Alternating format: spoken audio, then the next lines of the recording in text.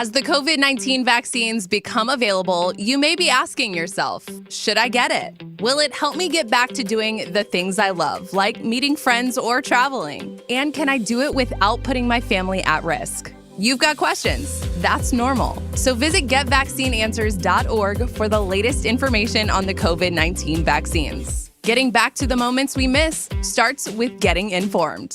It's up to you. A message brought to you by the Ad Council and the CDC. Next time on Philosophy Talk, the morality of algorithms. Machine learning algorithms are all around us these days. They're being used for everything from movie recommendations to sentencing in criminal courts. But can algorithms really be objective when they're created by human programmers? How can we resist immoral and biased algorithms? The morality of algorithms, next time on Philosophy Talk.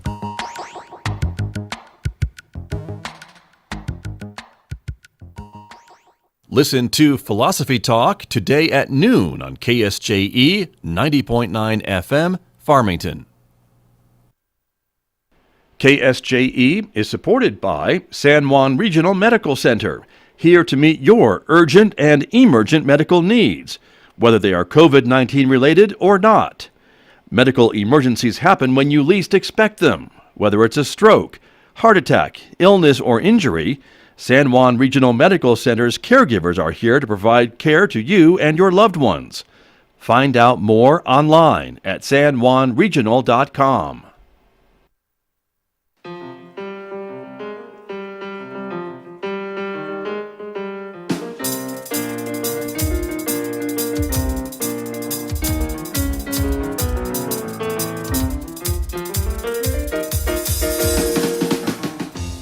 12 minutes past 8 o'clock. It is Tuesday morning, April the 20th, 2021. Good morning, everybody. I'm Scott Michlin. Thanks for tuning in to KSJE 90.9 FM over the air here in San Juan County, New Mexico. 103.3 FM over the air in Durango, Colorado, and of course streaming everywhere on the planet from our website, ksje.com.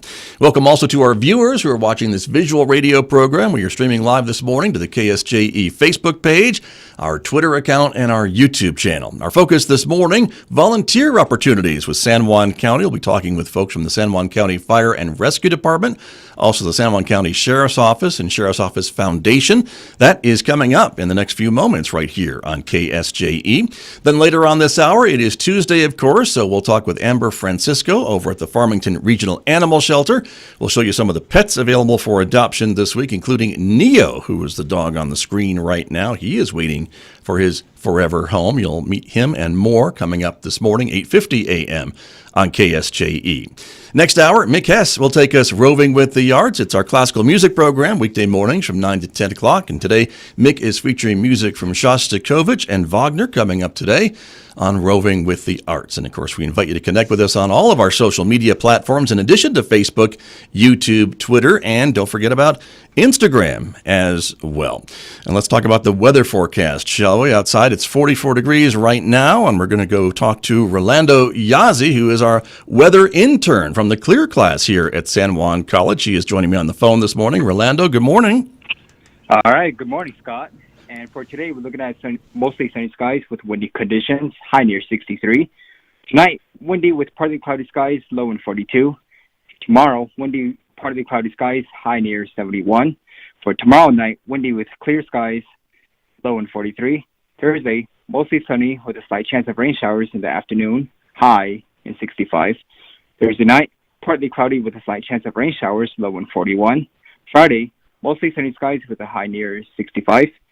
Friday night, mostly clear skies, low in 34. Saturday, sunny skies with a high near 73. And for Saturday night, mostly clear, low in 45. And I'm Rolando Yazzie reporting your weather forecast on 90.9 KSJE. All right, Rolando, thank you very much. Thank you. Nice job. We'll talk to you tomorrow morning. That is Rolando Yazzie, our KSJE weather intern, speaking with me this morning. So appreciate it very much. Like I said, I like the sun. Not so much a fan of the wind, but That's what we're getting. So there you go. Let me introduce my guests who are here with me in the studio, as I mentioned, to talk about volunteer opportunities with San Juan County. Christy Hughes is here from the San Juan County Sheriff's Office. Good morning. Good morning. Welcome to KSJE. You bet. It's great to have you here. Also joining us is Captain Jordan Richards. Good morning to you. I'm sorry, Chief. That's Division okay. Chief. That's right. Yeah. That's right. Pardon me. I had it written down and everything, and I still messed it up. That's okay. Welcome back to KSJE. Jordan, Thank it's you. good to have you here. Always good to be here. As well. Thank you very much. And you both are here on a very momentous week and month, because April is National Volunteer Month, as we were talking about before we came on the air this morning. And this is National Volunteer Week. It is. How do we manage to do that? That's really lined up. go us, right? Exactly.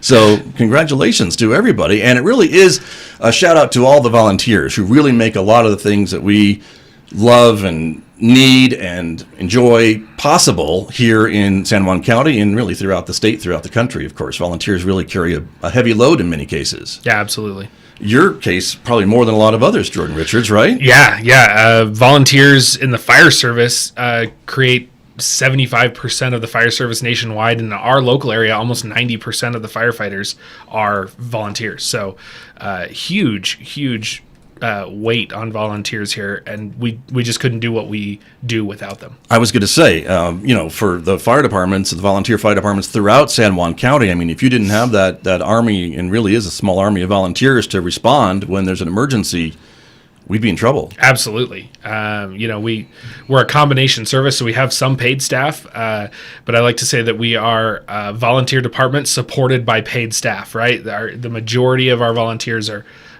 the majority of our staff is volunteer. Right. And we have to have them. And the jobs that those volunteers do for you, it really runs the gamut, doesn't it? Absolutely everything. We do all the training. It's national levels training done here at San Juan College. And it's actually international. So when you get done with our academy, you have a certification that would allow you to work anywhere in the world. And we just hope that you stay here and volunteer with us. Right, exactly. And the types of jobs, though, they can be on the front lines at emergencies and fires and things like that we hear about. But you could also use them maybe for office type stuff too sometimes? Yeah, so there's a place for everybody in the volunteer fire service. We need administrative help. We have lots of administrative support members that are volunteers. I know that's the favorite part of your job, though. You love the paperwork, don't you? Yeah, well, some people have a real passion for paperwork, and we need them, right? No, I understand. And it's not just paperwork. I've got some administrative, we'll use the air quotes, volunteers out in like Kirtland, for example. They run District 1 Valley's Facebook page, and they do a really great job at it. Right. Which is one of your larger volunteer departments. It is. It's one of our most heavily populated districts, for sure. And they do a great job running that. They also do tons of meeting minutes and all the administrative stuff that comes along with it, but they're really good at it and they love doing it. We have EMS support members. We have driver operators. That's a really popular one for our retired community. So I often get people come in and ask about volunteering, but they're maybe in retirement age and they don't want to crawl around inside burning buildings, which I totally understand. And so we need people to drive trucks. I have lots of young kids that come and volunteer right out of high school that are happy to crawl around inside of a burning building. But more power to them, right? But they can't drive the truck yet. So I'm always looking for people, especially if you have experience, water hauling, those things in the oil field that we see all the time. It's no different than a water tender that we use for firefighting. Big trucks, yeah, no difference in a lot of ways. And that brings up a good point: is the age range for your volunteers, right? So how young can I be? And that was a long time ago. Can I be to volunteer with the fire and rescue? You have to be at least 16 years old to join as a junior member. You can still attend the academy at 16. You can't sit for those international certifications that we talked about quite yet. You have to be 18 to get all those, but you can still go through the academy, and then when you're done, when you turn 18, we can get you certified. But yeah, junior members are great. They help out a lot. they get their hands dirty with the rest of us. They're not going inside the buildings quite yet, but right. They do just as much work on the outside. Sure. And as you mentioned, then the upper age limit's really only just as much as someone wants to do, I suppose, right? A retiree or whatever. Wherever your imagination can take you, I guess. Yeah. Gotcha. We just had a volunteer sign up recently. We actually had two in their 70s, and nice. Both are planning to attend the academy. So very good. Yeah. And they don't want to crawl around burning buildings, or maybe they do. One actually retired from crawling around and burning buildings. He worked for Cal Fire, so lots of experience there. He's hoping to train, I think, a little bit for us. And the other one, he's working on a farm up here and sees our trucks drive by all the time and thought, that looks like something I'd like to do. So sign him up to him. Absolutely. I'll take him. There you go. Very good. Christy Hughes, I want to turn back to you a little bit and ask a little bit about some of the volunteer opportunities with the Sheriff's Office and some of the things that folks can do for the Sheriff's Department. Of course, the Sheriff's Office Foundation is kind of the nonprofit arm of the Sheriff's Office, right? Yes, sir. The foundation is a board of volunteers that goes out and does the fundraising that supports all of our community outreach program. The Girls with Grit, which is a big one that we would like to get back to as soon as once conditions allow, I suppose, conditions right? allow. That's like a lot of hoping things. For this fall. Understood. Our reserves program that's a big portion of what they support, and then our chaplains, and they go out and fundraise for us to be able to do the Shop with Your Cop that we do in the around Christmas time. Right, which is great for local kids, right? Yes. From needy families and things along that line. And so talk to me a little bit about how folks can become active with that, and what are some of the opportunities with maybe the reserve program or some of the other things that folks can sign up for. So our volunteers is actually, it's called the Volunteers in Partnership Program, our VIP program. Okay. And we have our website where you can go on sjcso.com and put in an application to volunteer. Gotcha. So we have a lot of areas. We have some administrative stuff in the office, which has been scaled back lately due to COVID restrictions too, and making sure we don't have outbreaks in our office. But we do have a couple administrative ones in the office, and then the biggest portion of our volunteers are our reserves, who are amazing. Right. They get out there and they're just backing our deputies, and they're the support that they need. So. Indeed. Right. And they get a lot of training, I know, don't they? Yes. Before they ever get out into the wild, if you will. They go through their own condensed academy, but they do go through their academy, and they have access to additional training just like our deputies do as well. Right. And same question I asked Jordan would be the age ranges. I mean, how young can someone be to get involved with the Sheriff's Office? So I do have actually an intern that I'm bringing in for this summer. So we do have interns that we can come in, but to be a reserve, you have to be 21 years old. Got it. Okay. Good to know, right? Yes. But if someone's interested in maybe criminal justice or maybe being a police officer or sheriff's deputy, this could be a step in the door, couldn't it? A foot in the door. A lot of our deputies started out as reserves, so it's a very good step in the door. And then also after they retire, some of our reserve deputies are retired officers that just couldn't give it up. They just can't get away, right? They don't want to, right? And that's a great thing. And so remind us again that with the Sheriff's Office, how many, if you know, how many deputies are on commission basically and are patrolling San Juan County at any given time? What would you say? Oh goodness, this is a question for the sheriff. I know. Putting you on the spot. Oh, they told me at the last meeting we're right below 100 at this point of our certified officers. Okay. And is that a good spot? Do you have openings? Do you know? We have openings for sure. Okay, for full-time folks as well. For full-time. So there you go. If you're listening, everybody, you can certainly get more information on the Sheriff's Office website, I would imagine, right? Yes, sir. It's a great way to go to do that. Terrific.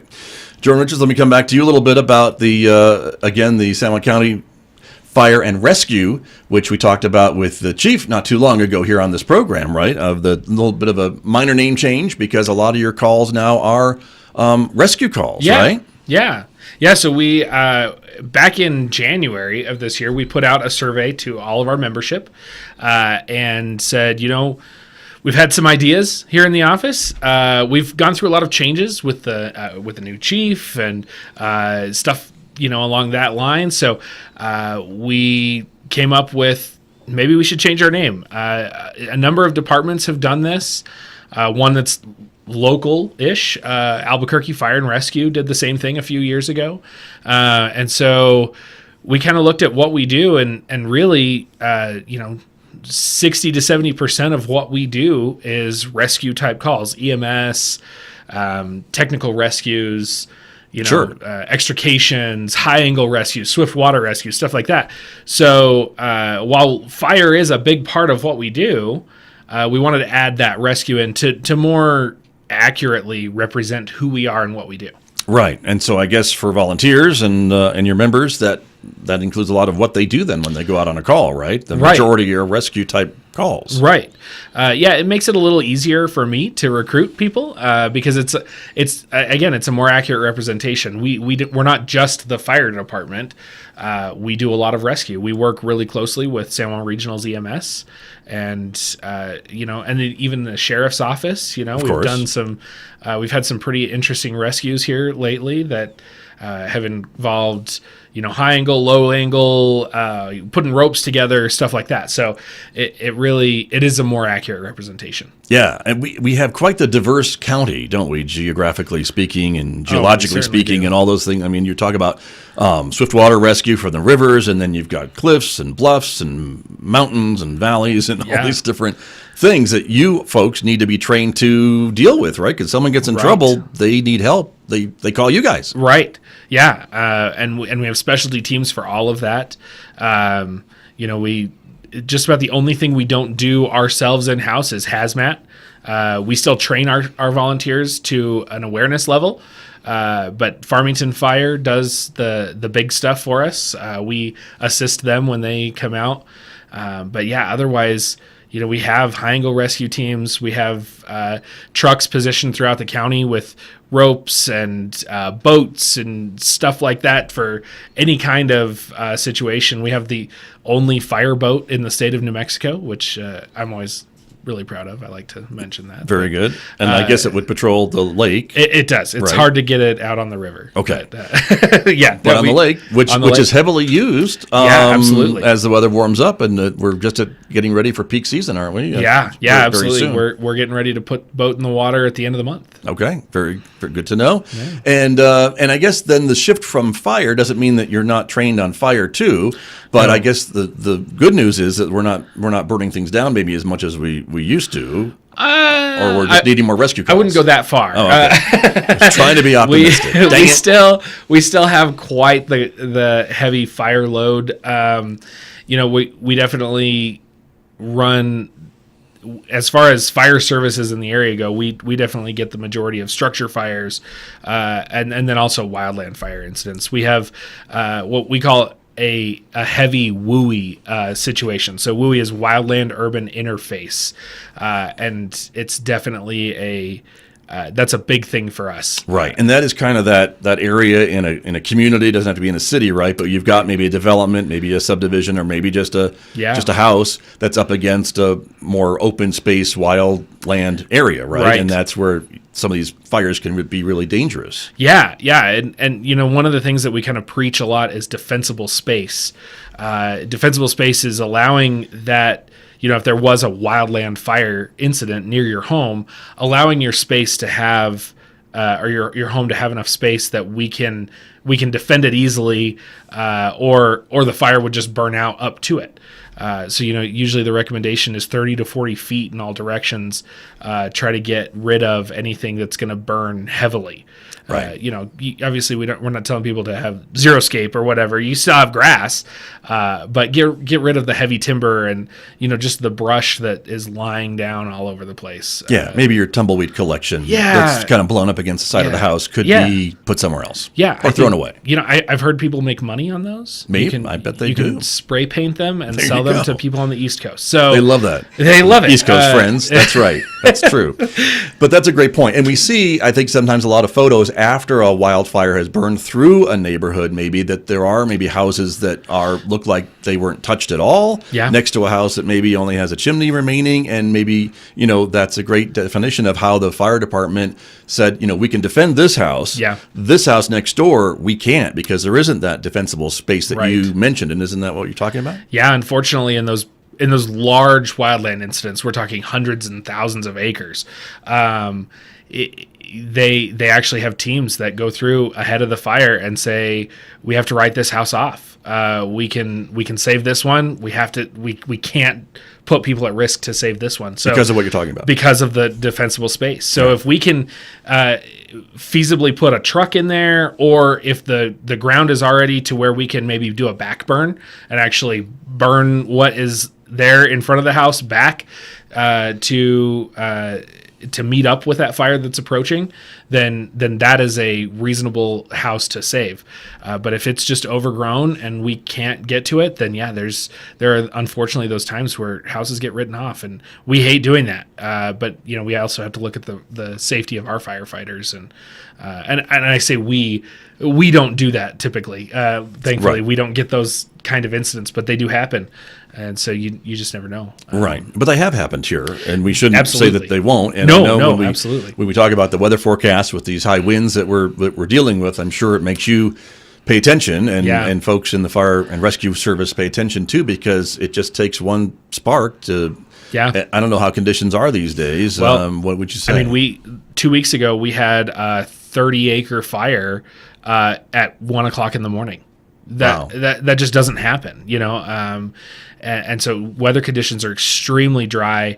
We get a report from the Weather Service, and they actually they're calling this year historic because it is so I hate that dry. when they do I that, know. right? It's but it really is. It's super dry already, which is sad, right? Yeah. Normally this is we're thinking it's not dry, but it is this year. We're just not seeing those relative humidities come up to and sustain where we'd like to see them. So, we get lots of questions about burn permits, stuff like that. We are allowing burning until noon on days that we feel it's safe, but there's a lot of days that we anticipate coming into late spring and early summer that it's just not going to be safe. Right. And those you update, I think mostly daily, right? Absolutely. On the website, on the Facebook pages and things like that. So that's important as well. My guests this morning are here from San Juan County. We're talking about some of the volunteer opportunities available with the San Juan County Fire and Rescue Department, also the San Juan County Sheriff's Office. Christy Hughes is here. She is the Public Information Manager for the Sheriff's Office. And Christy, I want to come back to you a little bit about some of the opportunities with the Sheriff's Office. You mentioned that VIP program, and so some of the things that those volunteers can be doing throughout the year, hopefully as things maybe open back up, working with some of these other special programs you have for women and other groups in the community. Yes. So one of the things that we have a lot of community involvement with is our Girls with Grit program. We need support kind of from our local businesses, helping to give meals for those nights because they're late nights. It's women that are working and remind us what that class is all about, right? The Girls with Grit.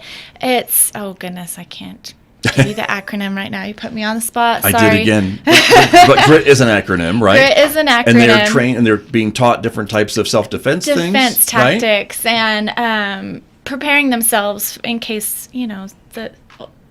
God forbid something happens. Right. So, but making them more confident, I guess, maybe, yes, of what they can do. And some techniques if they're approached by some creep somewhere and what to do. Yes. In a safe way. Yeah, and so it's been very popular too. It has been very popular. I have a very long wait list, so I'm really hoping we can get that going so I can get my list down. Right. And unfortunately, that last class, they got 2 classes in and had to shut down. Got shut down. Right. So.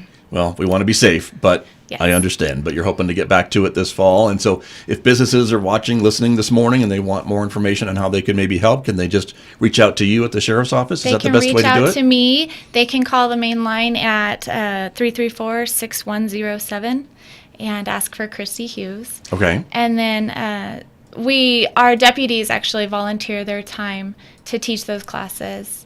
So nice. But a lot of our volunteers, our community, our fundraising events, like breakfast with the sheriff or run with the sheriff. Run from the sheriff. I mean, there's a whole different, lots of different things. Maybe that's not quite the fundraiser. That's just we don't what like happens. to see those. I understand. We rely on our volunteers to help with those fundraising things as well. Right. And they can help out and have different jobs during those events and things to help support whatever's going on. Yes. And that's the way to do it. And so do you kind of pull from a whole group of volunteers then, I guess, that are kind of have filled out an application or on your list? Being the sheriff's office, we have confidentiality stuff. So we do have an approval process. So you have to put an application, and they get to go through the background checks and everything just like us employees do to make sure we're bringing in to keep our community safe too. Right. So.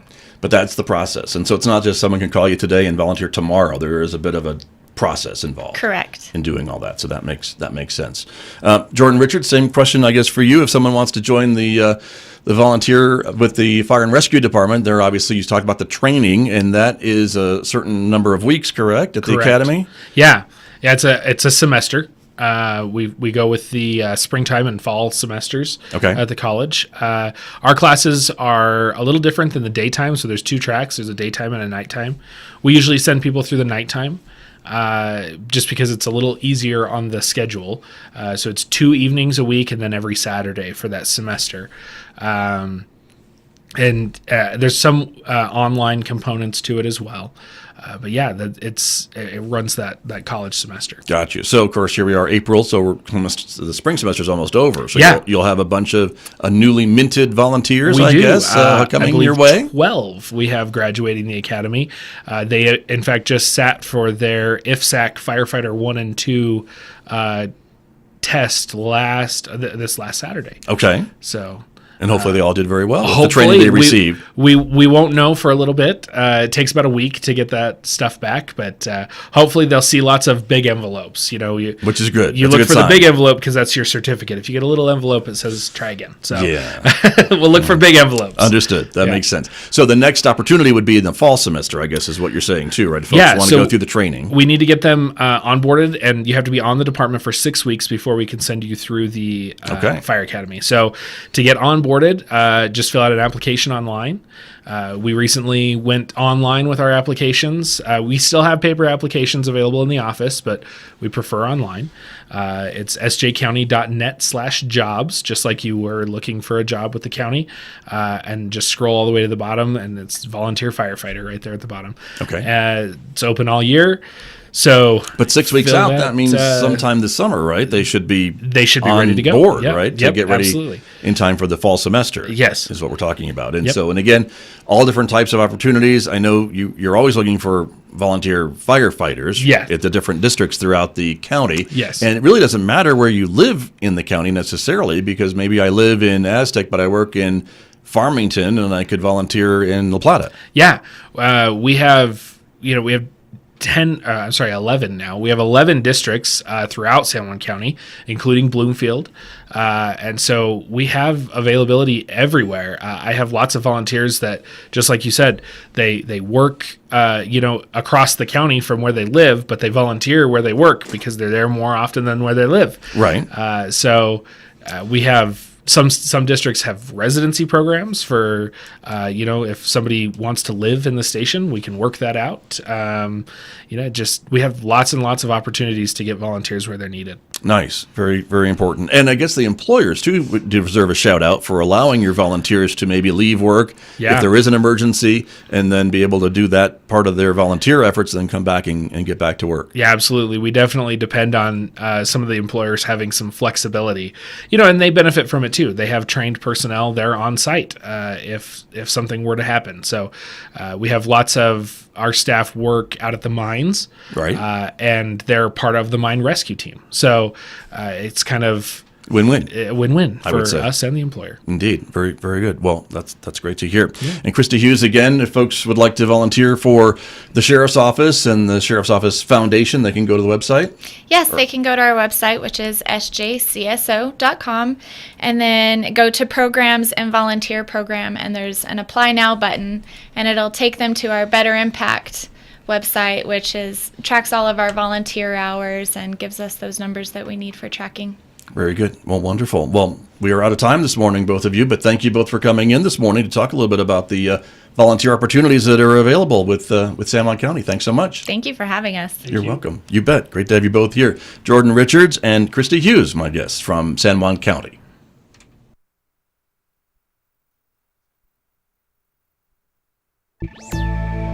Startups dreaming up new products? Guess what?